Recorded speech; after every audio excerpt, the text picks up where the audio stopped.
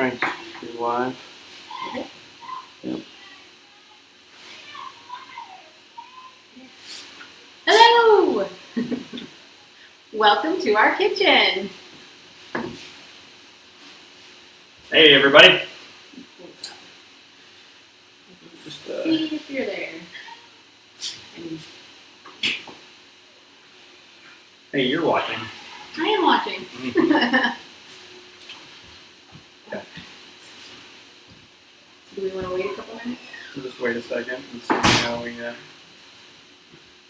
get anybody else to hop on. Okay. Otherwise, you can watch, obviously, the rebroadcast of it.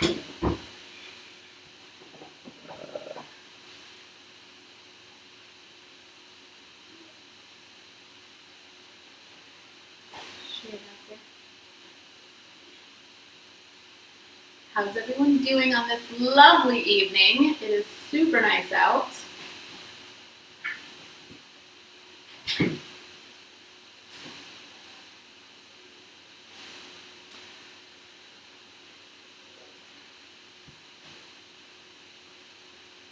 Alright.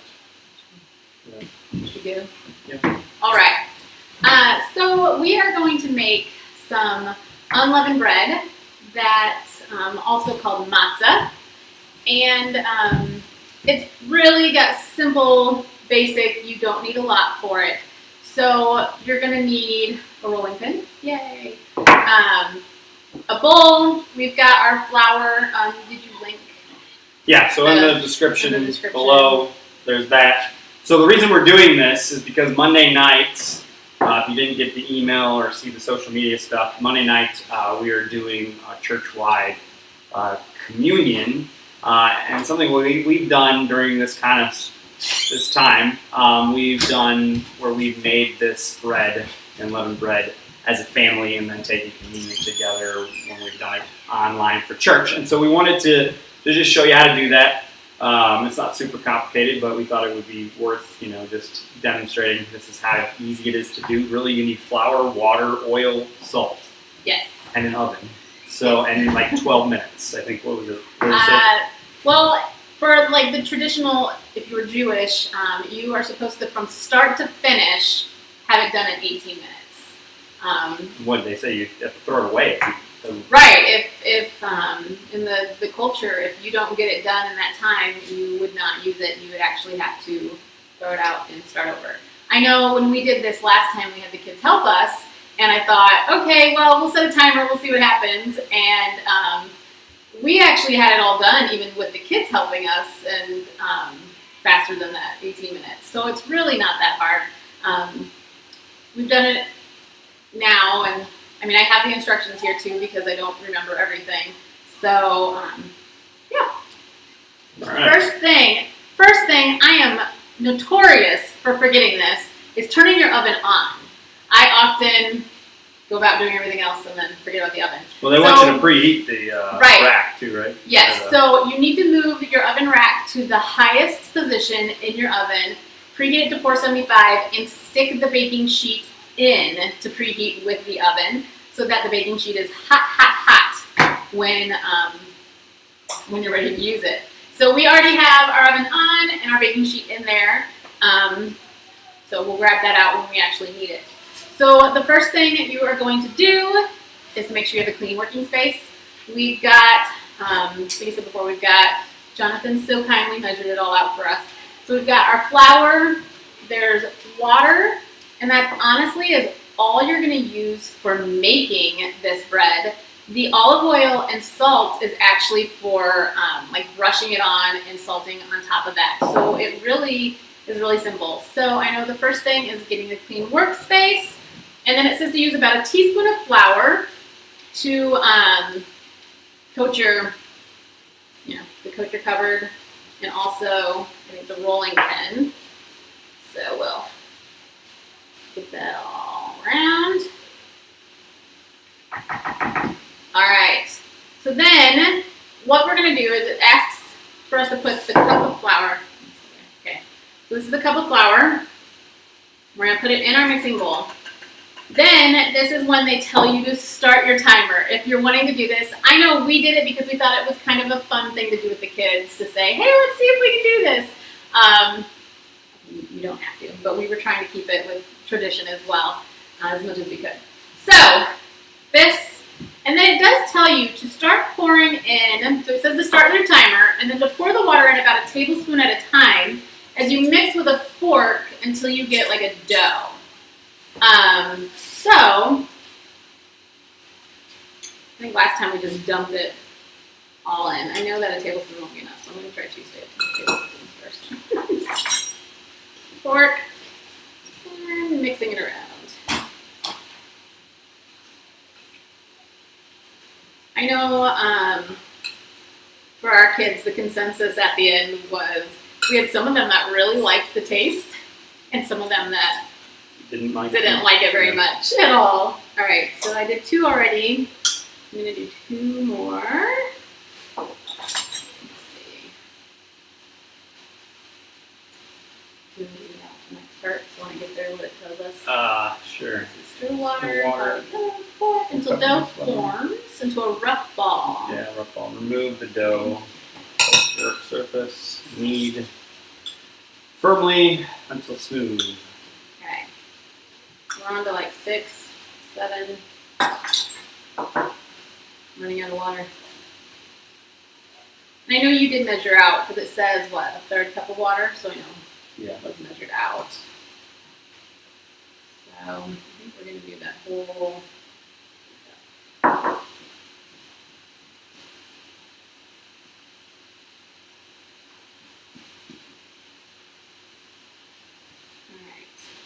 I guess this would be probably what they consider a rough dough. I don't know if I can show it. It's not really, you know how like a lot of times in recipes they say roll into a ball. This is definitely a rough, like it's very like crumbly type dough.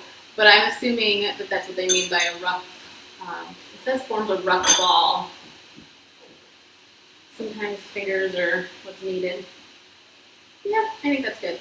So then, once we do that, we're gonna move it onto our surface.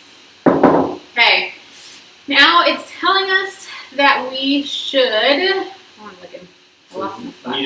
knead rapidly and firmly until smooth for 30 seconds to a minute. So, do that. So rapidly and firmly. So don't let it sit. Just knead away. And it's amazing because it was really crumbly, but actually getting it now, it's creating a nice dough. So.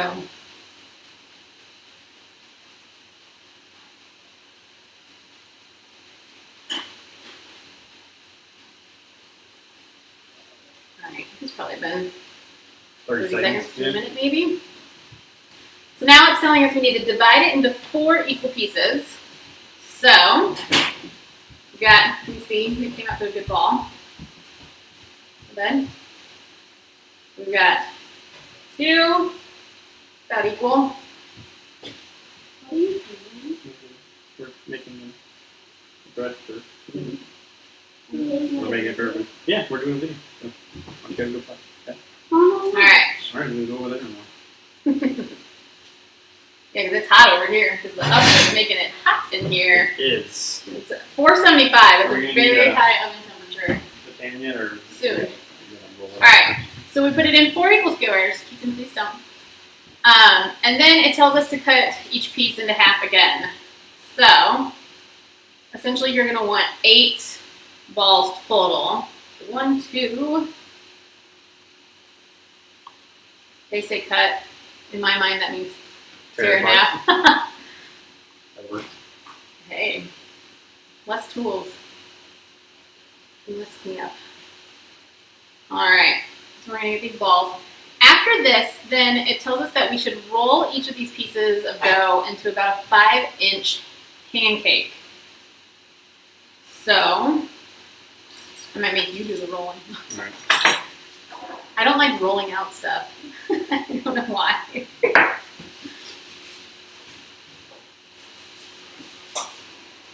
5-inch pancakes. 5-inch pancakes. So you roll each piece into 5-inch pancakes, and it does say to, let's see, add flour as needed, of course, to make it gradually roll out the size. I know it mentions that you can increase the size by about 1 inch at a time, letting the dough rest for a few seconds in between. So once you get it into your 5-inch pancake, that's probably about that. So we're going to do it for all of them. Flour. So you get into the 5-inch side, and I'm not entirely sure why, and I don't know if it's just because it's letting it rest. So you do the smaller one. Once they all reach that 5-inch size, then it tells you to increase it to 8 inches and to let it rest between each inch. And like I said, I don't know if it's just to let it rest a little in between that. This was, the part that comes up next was actually our kid's favorite part when we did it, was once you get it a little bigger, because he's going to get them all rolled out, and then we're going to make them a little bigger. Maybe I'll add some more flour to these. Then when you get them to that about 8-inch size, it's going to be pretty thin, and at that point, then the fun part is you get to prick it with the fork. Yes. So you want to do 25 pulls on each side. So you're going to prick one side with 25, and then you're going to flip it over and do that again. That's going to make sure that no air is in it. It's going to let it be able to stay nice and flat. And like I said, have no air pockets. So last time I did more than that. yeah, some of the kids likes to do more. And instead of 25, I think we're having a competition to see how many pulls they could get. Is that 25 per? So did they say per side, right? They don't say. 38 on one side. Oh man, they don't say if there's a reason why 25. Biblical reason. Right. They. I guess I could have always looked it up. You know, somebody can Google that if they're watching. You know. Right. Is there a an biblical actual reason why 25 fork holes? Right, poking it Poke 25 holes. times.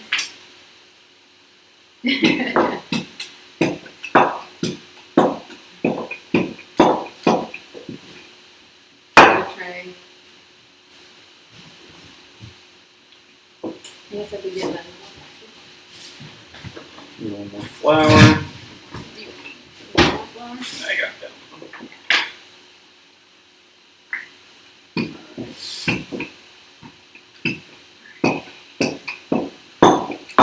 So you can see you've got them Roughly. 5 inches or so. So now you can roll that one out to 8 inches. Okay. Like I The said, thinner probably the better, right? I mean, right. The thinner the better. It's going to make it a better crackery type Right. bread. It does make it kind of that way. And this is what I talked about. I think we like them the thinner the better too. When Yeah. we ate them. Their thicker ones were kind of Mhm. when we've done it in the past. Keep it ready. Can you move, please? Your head is in front of what people are wanting to see. All right. So that's not bad. That's good.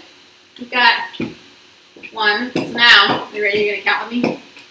1, 2, 3, 4, 5, 6, So it's not per hole. It's 9, 10, 11, 12, 13, 14, 15, 16, 17, 18, 19, 20, 21, 22, 23, 24, 25. Oh, wait. Don't 25. undo that. And it does say to make sure to try and get the pokes all the way through. So, I mean, you are doing it on each side, just in case you don't.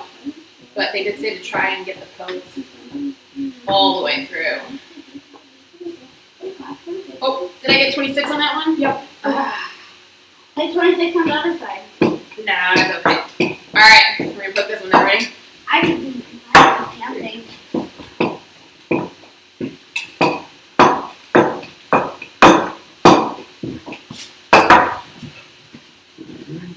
We're all about following rules here and actually poking the 25 times. right now.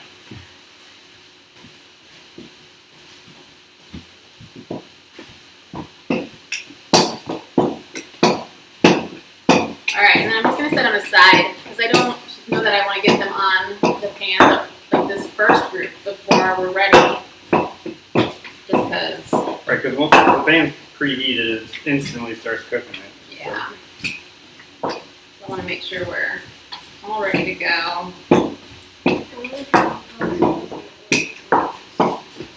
What was that, Megan?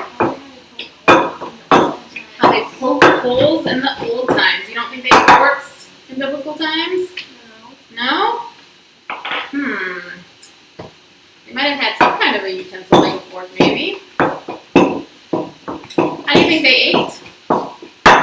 Just with their hands? Maybe. They do it with their hands.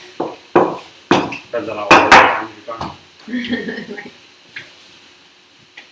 3 more? I'm trying to make sure I get my pokes all the way through. You can get down, please.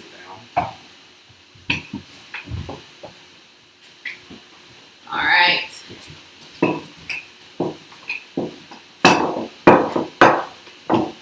Ooh, it is getting warm in here. So what'd you put at? 475? 475. And it preheated right before we hit live, so it is going strong. Hey. He's getting them nice and thin.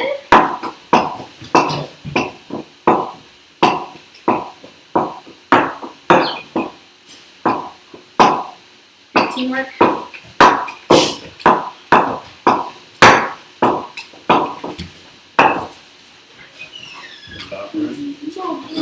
Here, I'll give you a fork.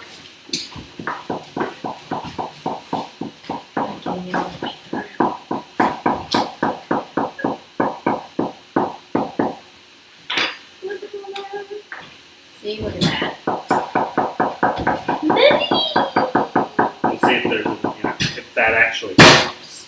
Because mine are all the way through. If that, changes anything. And I'm doing way more than 25 I'm listening as to I'm the denting directions. up the. Okay, so I'm pretty sure, I just want to double check. So Pearson 25 times on the page Okay, so 2. we are paying. Yes, I believe so. So it says with at least 5 minutes left on the time, remove the hot baking sheet from the preheated oven and place the rounds onto the baking sheet. We're going to place the baking sheet back. Ooh. I don't know if they're all going to fit. All right. I'm going to stick them pretty close to each other because they don't really rise or move. Or, There's no yeast, obviously. yeah. That one's I mean, what do we got? Oh, you can see they're already starting to cook. We'll put it down and we'll stick one. It's burning his fingers. Yeah, they're already cooking. Yeah. They're already cooking? Awesome! He didn't even put it in. Alright. Alright. We'll have one that we don't use. Alright.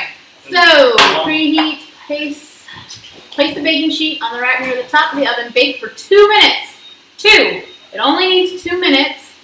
And then it says to turn the bread over. Shh. Turn the bread over and bake another 2 minutes until the matzah are lightly browned and crisp. So, 2 minutes, flip it over, 2 minutes. And that is it. I'm going to just rinse my hands off really quick. 4 minutes total. 4 minutes total. Did you set? Yep. Yep. Got the timer. All right. So then when it comes out, that is what we're going to actually finally use that salt and oil for. So it says to lightly anoint each matzah with olive oil using a brush and sprinkling generously with salt. And because there is no salt or anything in it, you definitely want to be generous with the salt. Yeah, we like it more. The more salt, the better. Yes. I mean, it's communion bread, so it's not very good. Don't watch anything. But you know, it's not really meant to be. It's not meant to be good, right? Thing out and flip it. Although now that we've been able to do it without like a little communion cups, I can drink more and wash it down before I can talk again. It's always like get that caught in my throat because it's so dry. Right? Are you done? Alright.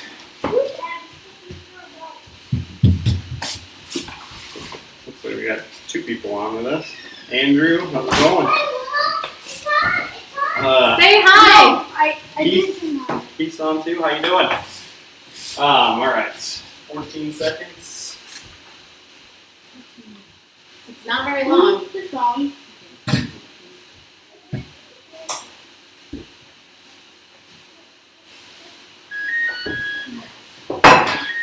All right.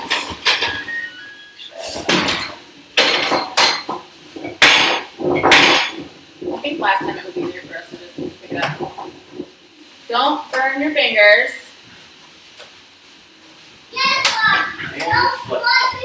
Yeah, that was a lot faster than you think, maybe. So, In theory, use the tongs. right. Practicality, just pick it up with your hands. We're cooking. We're making bread for communion. Yeah. Remember when we did that? Yeah, you had to poke holes in it? Yeah, did you like poking holes in it? Do you want to help us put the oil on it? And salt? Yeah. Like this. Here, Yeah, come, that. come You sit gotta over here. Alright. Alright. Hop on up. Now, You can't touch the pan though. I'm gonna say, hot, it's gonna okay? be very hot. So you're gonna have to be very careful, okay? But you want the oil? You're gonna brush it on? Okay. Can you say hi to everybody? Hi. Hi. Can you tell them your name? You know your name? What are you doing? Oh, but I want you to tell them your name. Hi. All right. In a couple Alright. minutes, you guys gotta get out of the way. 'Cause there's gonna be a 50 hot seconds. pan We gotta- coming through. Take it out of the oven in a minute.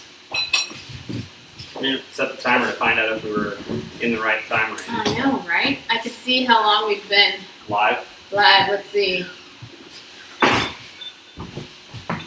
Ethan, please. Out of the way. I don't want to ask you again. 22 minutes I don't live. care. No. So I'm not What sure. else are you doing?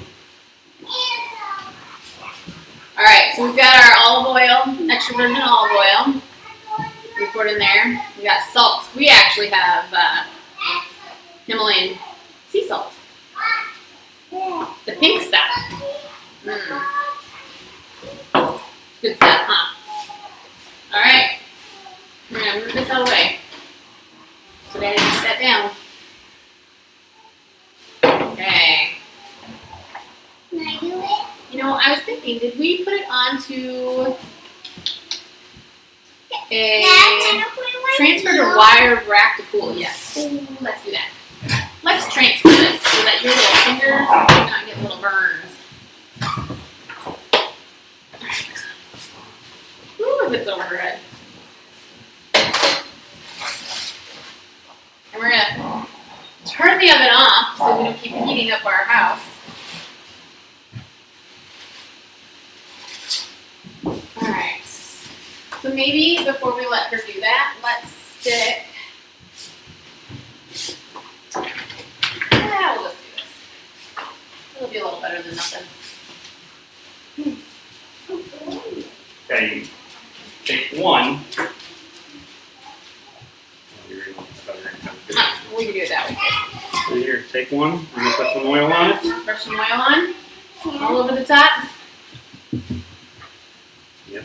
There we go. Nice and generous covered. We're gonna get it all over on the sides. Yeah, on this side. All right. Yep, there we go. Okay. Now we're gonna pour some salt on it. Move your brush out of the way. All right. Now, go flip. Do it again. Not too much. If it gets too oily, then it gets kind of soggy. There you Help? go. Perfect. Can I help with one? You want to put salt on? Can Okay. I use a Come over here. straw? You don't need a stool. No. You can reach. You can reach. Look it. All right. Yep. Do another one. This is the lightly anointed oil. So maybe we should try and lightly anoint the other ones. Okay, here. Yeah. So there is a little note at the bottom that says that making matzah bread kosher for Passover requires using special Passover flour that has been guarded from contact with liquids. So they use a special flour, and then it also talks about how it says the cook is allowed no longer than 18 minutes from the point they combine the flour and water to when they remove the matzah from the oven in order for it to be considered fit for Passover. So from the moment you mix that water and flour, they say you have 18 minutes for it to be considered fit for Passover. So So then once that's done, I mean, really, you just let it dry. Yep, just let it Get dry. cold or cool, and then it cracks apart, and you're good to go. Yeah. So that is how you make unleavened bread at home for communion. So, if it's that easy, it only takes a couple minutes. So I would encourage you guys to, you can use bread or crackers or whatever you want to drink to do it. It's not about that, but this is kind of a fun thing that you can do as a family to remember and just make it a little bit special, communion. So just remember we're going live Monday night at 7 o'clock as a church family on YouTube and on our Facebook page for communion with my family. So I hope that you will join us for that. All right, we'll finish this up. See you guys later. Have a good night. Everybody, good night.